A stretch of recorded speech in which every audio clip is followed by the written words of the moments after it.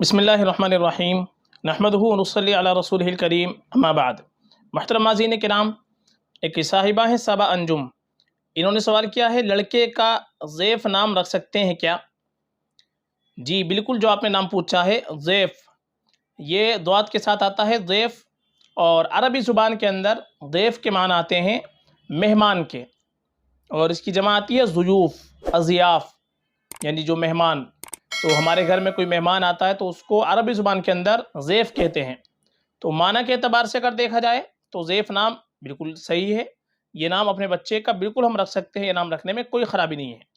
زیادہ بہتر ہمارے لیے یہ ہے کہ ہم اپنے بچوں کے نام رکھیں تو انبیاء کرام علیہ الصلوۃ والسلام کے ناموں پر نام رکھیں، صحابہ رضی اللہ عنہم اجمعین کے ناموں پر نام رکھیں، جو نیک لوگ گزرے ہیں ان کے ناموں پر نام رکھیں، یہ اور بہتر ہے، باعث برکت ہوتا ہے۔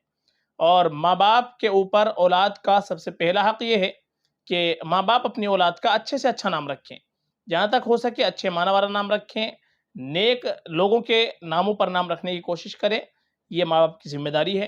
آج کل ہم لوگ نئے نئے ناموں کی وجہ سے غلط ناموں کا انتخاب کر لیتے ہیں، الٹے سیدھے والے نام رکھ لیتے ہیں، تو یہ مناسب نہیں ہوتا ہے۔ ہمیشہ اچھا نام ہونا چاہیے، اچھے معنی والا نام ہونا چاہیے۔ ضیف نام آپ نے پوچھا، یہ معنی کے اعتبار سے اچھا نام ہے، اس میں کوئی خرابی نہیں ہے، یہ نام آپ بلا کسی تردد کے رکھ سکتی ہیں، فقط واللہ عالم۔